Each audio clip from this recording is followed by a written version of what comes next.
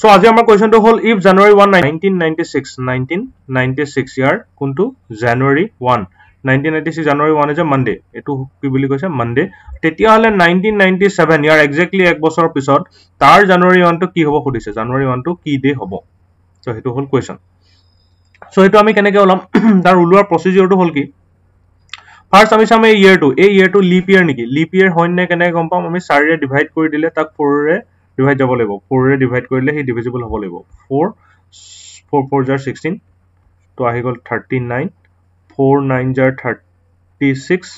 36 4 9 jar 36 so remainder 0 complete divisible হৈ গল so এটা এটা লিপ ইয়াৰ যদি লিপ ইয়াৰ হয় তেতিয়া হলে হে ইয়াৰটোত that means 1996 ৰ জানুৱাৰী 1 পৰা 1997 ৰ জানুৱাৰী 1 লৈকে টোটাল কিমান দিন থাকিব 52 উইকস তো পুৰা গুটা থাকিব প্লাস এক্সট্ৰা দুদিন থাকিব সদায় কি থাকে 52 উইকস গুটা থাকে আৰু এক্সট্ৰা দুদিন থাকে সো এতিয়া লিপ ইয়াৰত নৰমালি আমাৰ নৰমাল এটা ইয়াৰত এটা এক্সট্ৰা দিন থাকে 52 ইয়াৰ গুটা থাকে আৰু এটা এক্সট্ৰা দিন থাকে বাট লিপ ইয়াৰ হলে আৰু এটা এক্সট্ৰা দিন আহি যায় that is 52 + 2 সো এই যে দুটা দিন যে বেছিকে আছে হে দুটা দিনে আমাক টোটাল এফেক্টটো কৰিব এই দুটা দিন বেছিকে নথকা হেতেন মানডে টু গৈ আকৌ ইয়াত মানডে হলগে হেতেন বাট ইয়াত দুটা দিন বেছিকে আছে কাৰণে এই মানডে নহয় ইয়াৰ দুদিন পিছৰ ডে এটা হ'ব মানডে দুদিন পিছৰ ডে কিমান মানডে টিউজডে ওয়েডনেসডে এই দুটা ডেটোৰ ওপৰতে কথা এই কেদিন বেছিকে আছে দুদিন তো তেতিয়া হলে এটো কি হ'ব ওয়েডনেসডে যদি প্ৰশ্নত কলেহেতেন যে মানডে জায়গাত টিউজডে বুলি যদি কলেহেতেন তেতিয়া হলে টিউজডেৰ পিছৰ দুদিন তাৰ মানে থাৰ্সডে হলহেতেন সো আমি জাস্ট হে দুদিনটো প্লাস কৰি দিলে হল so correct answer is Wednesday এটা আমাৰ নেক্সট কোৱেশ্চনটো আহিলে কি in a group of 15 students 7 students studied Latin that means 7টা স্টুডেন্টে ল্যাটিন ল্যাঙ্গুৱেজ পঢ়িলে 8 student have not studied Greek আচ্ছা নট ইয়াত নাহে 8 স্টুডেন্ট এটো ভুলকে আহিছে 8 student have studied Greek and 3 student have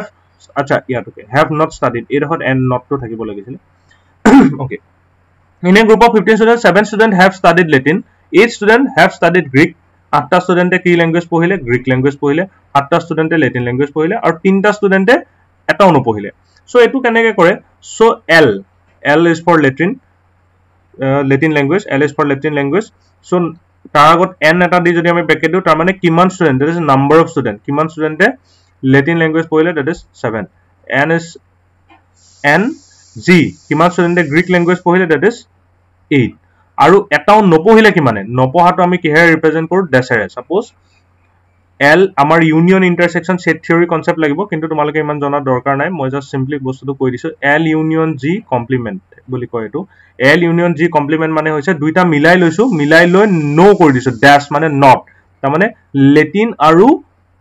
Greek দুইটাই নপঢ়া এই ড্যাশটো যে দিছো তাৰ মানে নপঢ়া এটাও নপঢ়ে আৰু ইউনিয়নটোৱে দুইটাক মিক্স কৰা বুজাইছে তাৰ মানে L আৰু G দুইটাই নাই পঢ়া কোনে সেই নাম্বাৰটো বিচাৰিছে এটো নাই পঢ়া কোনে that is 3 সো এতিয়া আমাৰ এটা ফৰ্মুলা আছে যে যদি দুইটাই নাই পঢ়াটো যদি দিয়া আছে তাৰ পৰা দুইটাই পঢ়াটো আমি উলিয়াই লব পাৰো কেনেকে তাৰ কাৰণে আমাক আৰু এটা বস্তু লাগিব এই যে 15 স্টুডেন্টটো দিয়া আছে এটো কি দিয়া আছে এটো টোটাল স্টুডেন্ট দিয়া আছে হেতু ইউ ৰে ৰিপ্ৰেজেন্ট কৰে ইউনিয়ন বুলি কয় যে টোটাল এটো কিমান দিয়া আছে 15 টোটাল দিয়া আছে 15 এটো কাৰবাৰ কনফিউজ লাগিলে দিস ইজ টোটাল হা total student total 15 Latin language পঢ়ি আছে 7 গ্ৰীক ল্যাঙ্গুৱেজ পঢ়ি আছে 8 এটাও নাই পঢ়া 3 সো এটাও নাই পঢ়াৰ পৰা দুইটাই পঢ়াটো আমি উলাই লব পাৰো কেনেকা দুইটাই পঢ়া মিন্স কি L ইউনিয়ন G তাৰ মানে এ ড্যাশ টু নো দুইটাই নপঢ়া বুজাই আছিল ড্যাশটো অতৰাইলে দুইটাই পঢ়া বুজাই দিব আৰু হেতু সদায় কেনেকে উলাই টোটালটোৰ পৰা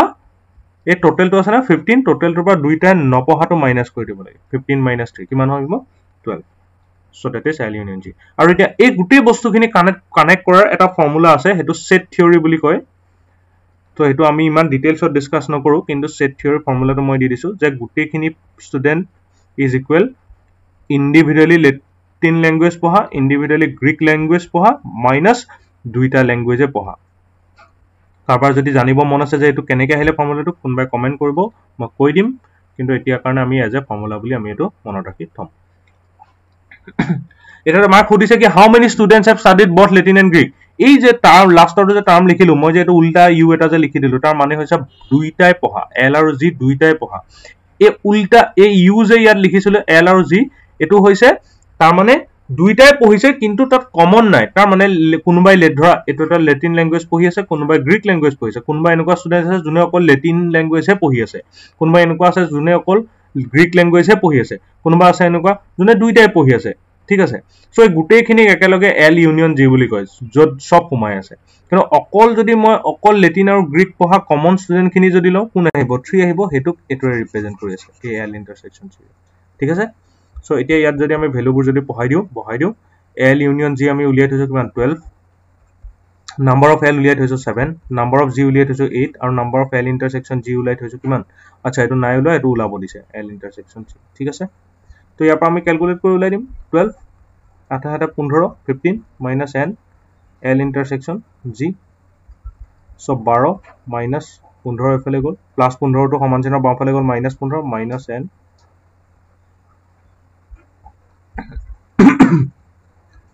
এটো minus 3 minus A N L intersection G. So minus minus kota gole 3 equal N L intersection G. So total amar kiman ta hobo correct answer is 3 ta mane option number B. Next question 47 ki hoise the average of age of 10 members ki hoise average age of 10 members 10 members of a committee is the same as it was 4 years ago because an old member was been replaced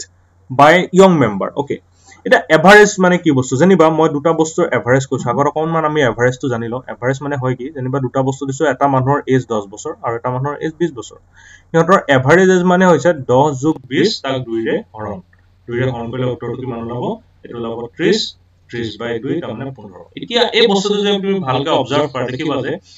average উলিয়াও মানে 10 যোগ 20 হৰণ 2 আৰু that is equal to average মানে এই ভ্যালুটো average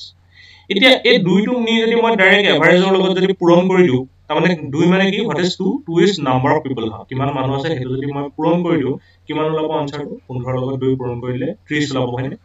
30 ওলাব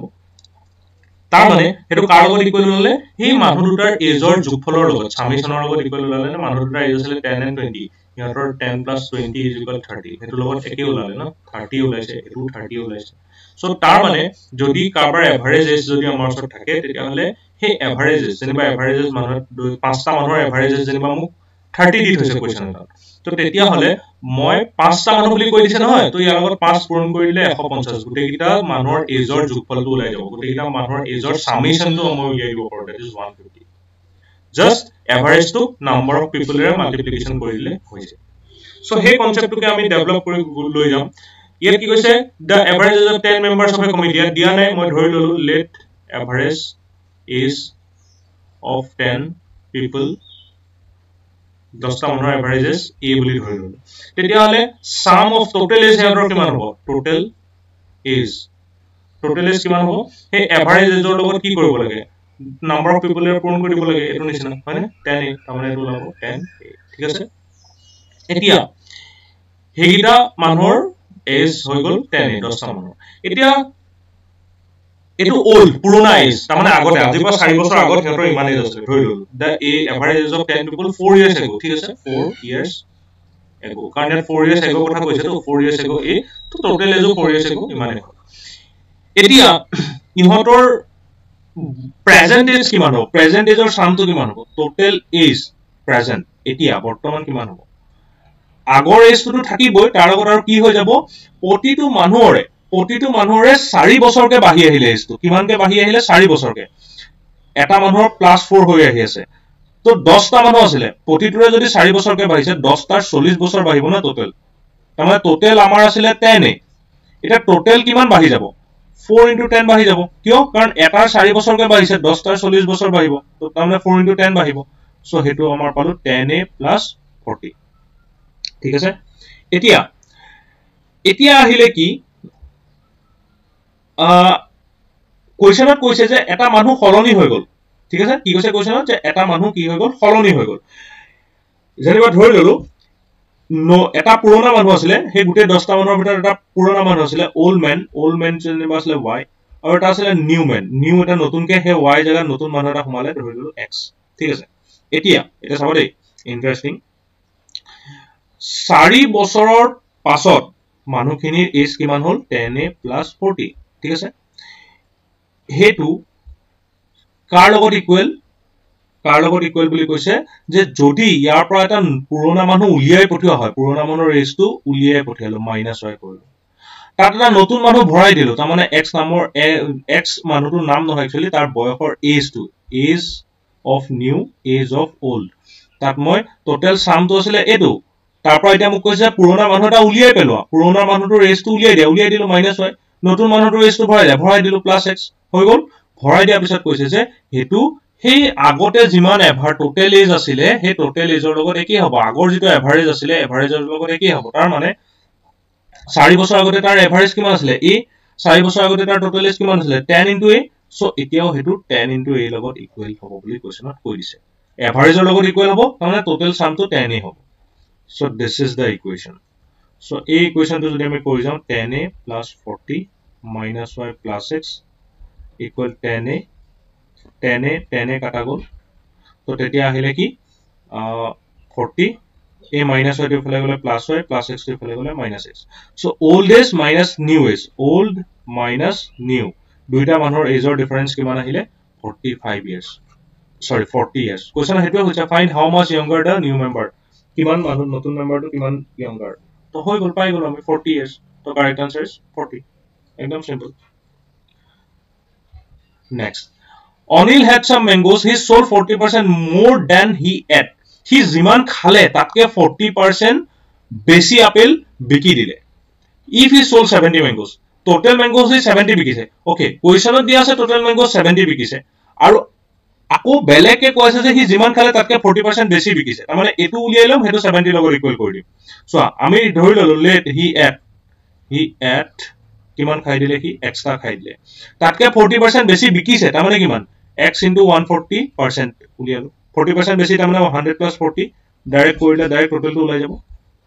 এখানে direct 140 multiply কৰিছো x into 140/100 0 0 কাটা গল তো এতিয়া কিমান থাকি গল x into 14/10 ঠিক আছে হেতু হিমানটো আপেল হি বিকিছে বাট according to কোৱেশ্চনত কৈছে যে হি জিমানটো বিকিছে আমাৰ মতে কিমান বিকিছে x into 14/10 but that should be equal to 70 according to question himan 70 apple বিকিছে বুলি কৈছে কিন্তু আমাৰ মতে x into 14/10 বিকিছে সো এই কাৰণে এটা ইকুৱেল সো ইয়াৰ পৰা আমি x ৰ ভ্যালু উলাই দিম এফালে 14/10 এটা ফ্ৰেকশন মাল্টিপ্লাই হৈছে ইফালে গুছি গলে কি মাল্টিপ্লাই হ'ব বাট ৰেচিপ্ৰকেল হৈ যাব ঘুৰি যাব ডেনোমিনেটৰ টু নিউমাৰেটৰ যাব নিউমাৰেটৰ টু ডেনোমিনেটৰ আহিব ঠিক আছে তো ইয়াৰ পৰা আমি ভ্যালুটো উলাই দিলে হল x equal 700/14 so 700 of 14 A divide কৰিলে 50 ওলাব তো কাৰেক্ট আনসাৰ ইজ 50 তো তাৰ মানে হি কিমান খালে how much did he eat হি কিমান খালে 50 আপেল হি খালে তো এটো তাৰপিছত 49 এটা বহুত সৰু সিম্পলিফিকেশন দিছে বহুত টান নহয় 7 to কাৰণ অলপ আমি বেসিক ৰুলস বোৰ জানিলে হয় 7 to the power -1 5/7 to the power -1 3/2 -1 ঠিক আছে প্ৰথম কথা 7 to the power -1 মানে কি 7 to the power -1 মানে 1/7 ঠিক আছে সো এটো কোনবাই নাজানিলে চাই ল a to the power -m যদি কৰবাত আছে এটো ফৰ্মুলা হয় formula is that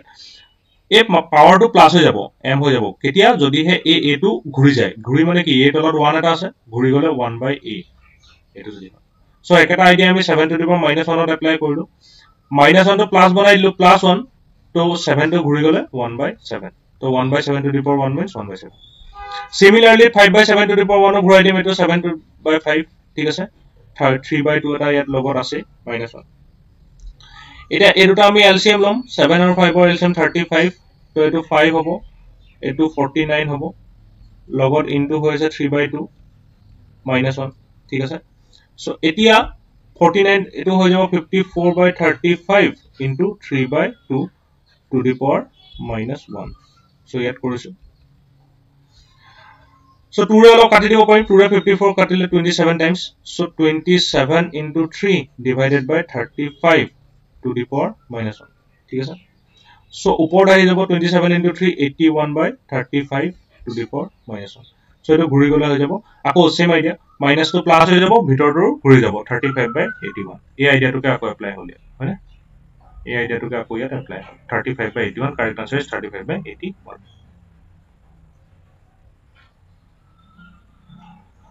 4/5 of a number is greater than 3/4 of the number by 4. 4/5 of a number, let number is x. মই ধৰি ললো x. So তাৰ 4/5 of a number